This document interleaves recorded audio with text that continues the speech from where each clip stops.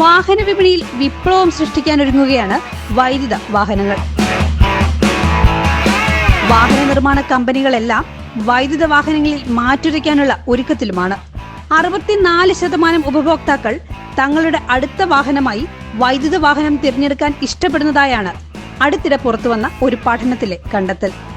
വർഷങ്ങൾ നീണ്ട കാത്തിരിപ്പിനൊടുവിൽ മാരുതി സുസുക്കിയുടെ ആദ്യ ഇലക്ട്രിക് വാഹനമായ ഈ വിറ്റാര പുറത്തെത്തിയിരിക്കുന്നു. ഡൽഹിയിൽ നടക്കുന്ന ഭാരത് മൊബിലിറ്റി എക്സ്പോയുടെ ഭാഗമായാണ് മാരുതിയുടെ ആദ്യ ഇലക്ട്രിക് വാഹനം പുറത്തിറക്കിയിരിക്കുന്നത്.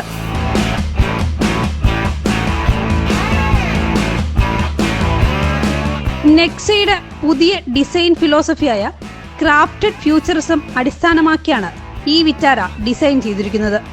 മികച്ച ഡിസൈനൊപ്പം ഹൈടെക് ഫീച്ചറുകളുമാണ് ഇതിൽ നൽകിയിട്ടുള്ളതെന്ന് നിർമ്മാതാക്കൾ അവകാശപ്പെടുന്നു.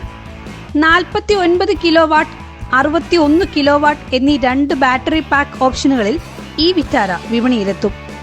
LPF അഥവാ ലിഥിയം അയൺ ഫോസ്ഫേറ്റ് ബ്ലേഡ് ബാറ്ററിയാണ് ഇതിൽ ഉപയോഗിക്കുന്നത്.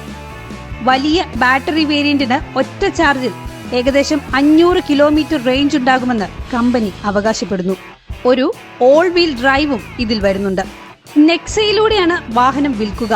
എല്ലാ നെക്സ ഷോറൂമുകളിലും ചാർജിംഗ് സ്റ്റേഷനും വാഗ്ദാനം ചെയ്യുന്നു. അതുകൊണ്ട് തന്നെ റീചാർജിംഗ് എന്ന പേടി മാറുമെന്നാണ് കമ്പനിയുടെ പക്ഷം.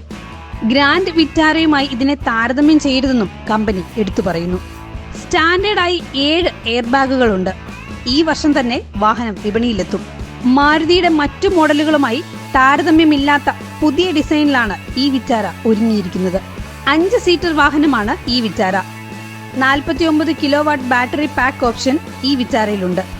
144 BHP പവറും 189 Nm ടോർക്കും ഉൽപ്പാദിപ്പിക്കുന്ന സിംഗിൾ മോട്ടറാണ് നൽകുന്നത്. 61 കിലോവാട്ട് ബാറ്ററി പാക്ക് വേരിയന്റിൽ 174 BHP പവറും 189 Nm ടോർക്കുമേകുന്ന മോട്ടോറും കരുത്തേകുന്നു.